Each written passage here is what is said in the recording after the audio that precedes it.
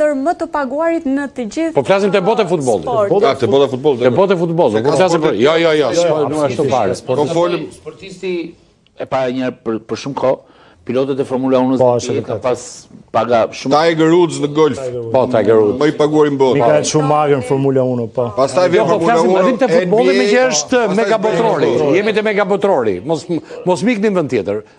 Rrim te megabotrori këtu sepse është bukur për të folur për këtë legjenda. A mund të performojnë? Të bëjnë currency-n e vet që e pasurojnë akoma dhe më shumë futbollistin. Në këtë rast, dy më të rëndësishmit normalisht ka rëndësinë e vetë dhe reklamat. Messi dhe Ronaldo janë si dy si ta shpjegoj, domethënë Ronaldo është një kull edhe që jeton në New York. Sa Messi është nga ato shtëpitë e bukura në Itali që kanë 500 vite që jetojnë. Pra të dyja vetëm fal gjë, mendoj se këmbë majtë e Messit mund ta bëjë. Tani nga regjia mëson Ronaldo $300 milion sportisti më i paguar. Janë dy modele komplet të ndryshme. Të ndryshme, po. Pra që nuk mund të krahasohen, por kanë vlera shumë mëdha që të dy në treg. Por unë mendoj që Messi dhe Ronaldo, më shumë se sa në kupat e botës, kanë dhënë vlerë duelit tyre në kohën që luanin me Barcelonën dhe me Real Madrid, po. Dhe në Champions League. Sepse për hir të së vërtetës, si Messi dhe si Ronaldo. Ka një pyetje Ilir Alliu për ty, tani. Ilir Alliu. Po, e përshëndes Ilir. Ja, se po më ndjek tani e thot Ilir Alliu. Ilir është një nga preferuarit e mi në televizion. Në panele. Po pse zoti Alliu është logjikën e mendimit dhe për të shprehur atë që ka në kokë në mënyrë më diplomate dhe elokuente se Alliu e thot pakush në televizionin shqiptar. Është shumë e vërtetë. Dhe habitëm në njerëz që luajnë futboll, se futbollistat njihen për një inteligjencë mesatare. Dhe sulçe oponenci që bën me ju është e jashtëzakonshme. Ma çfarë bën ai? Është. Unë ndjek këtë emisionin sulçe. Si më shëvesh? Jo, po dëgjoj. E them sinqerisht këtë gjë. Po fans personality. Më pyet Alliu sot kë do më shumë, Future Rome apo Hollandën? Alliu do të thua ashtu tash. Tani Alliu më pyet tani, unë pyet do ta bëj. Bëri përgjigje nga unë Alliu dua më shumë Future Rome Orange, sepse aty brenda është dhe Future Rome është edhe Hollanda, e para dhe e dyta. Hollanda është dashuria ime e parë. Jam dashuruar me Hollandën që 6 vjet. Po. Shpjegoj për dashurinë e dytë.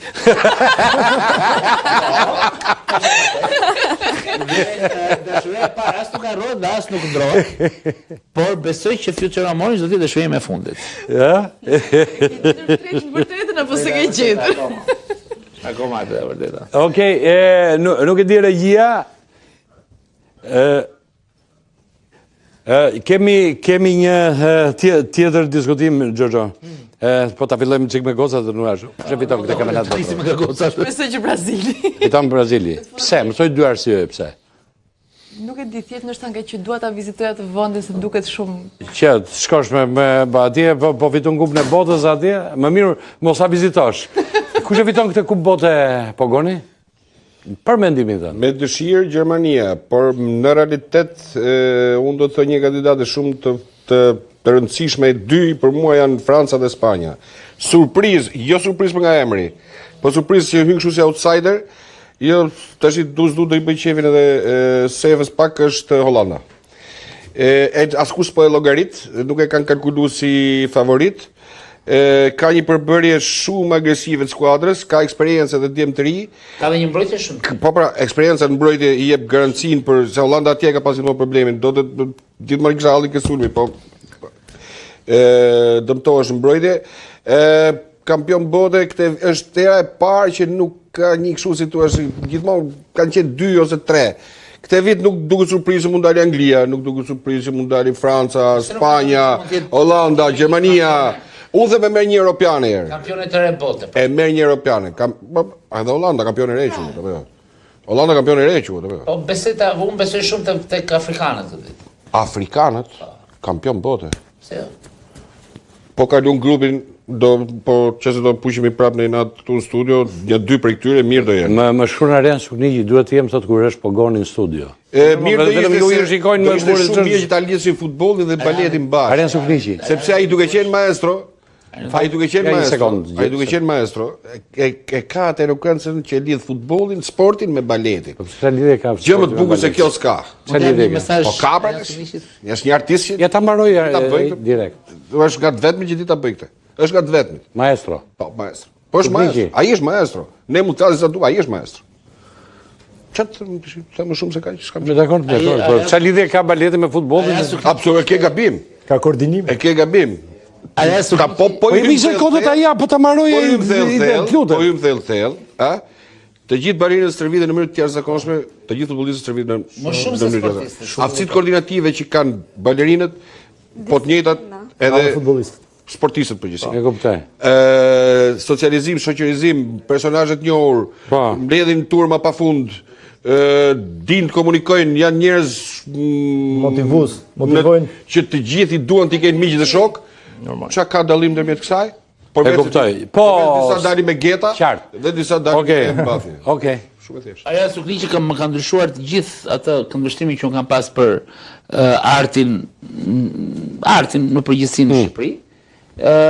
Me drejt ose jo e kam paragjykuar disi, por që u kam njohur Arianin, mendoj që njerëz si Sukliqi, në qoftë se kjo protestë që po bëhet në rrugë të Tiranës do prodhojë ndonjë gjë të re, të paktën të rikonfirmojë figura si Arian Sukliqi, sepse pa të arti është një humbje e jashtëzakonshme. Ne kuptoj, dakor. E shoh prej vitesh në hije, do doja të ishte pararoj, sepse ai nuk është vetëm koreograf dhe maestro, pa ai është on top. Qartë, dakor, po jemi Andi, ç'a mendon për këtë kupë bote, kush e fiton? Tani dëshira e madhe është Brazili, unë e thash që në fillim. Është shumë e madhe dëshira. Dhe mundësit janë realisht. Po më thuj 3 arsye pse. Po ti shtova nga 2-3. Arsye pse Brazili Po duhet. ka mundësi që ta fitoj. Po e para është emër shumë i madh i futbollit botror. Dhe pa diskutim ka stofin e kampionit dhe e njeh kupën e botës.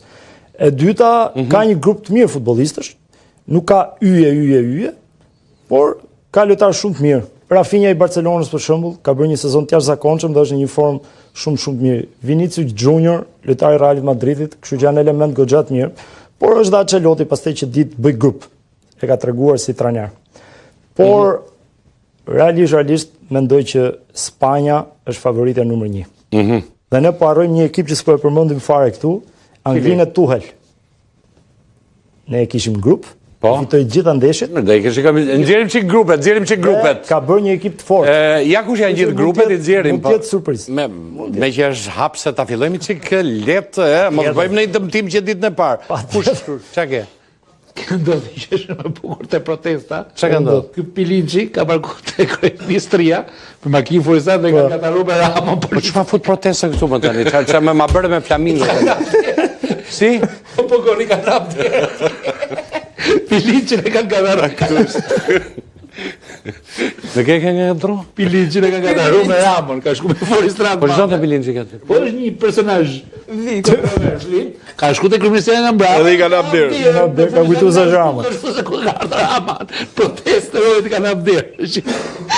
Po ti ke dalë protestë? Po ju më tani problemin ne kemi tani Meksikën këtu më çon, po jo një sekond.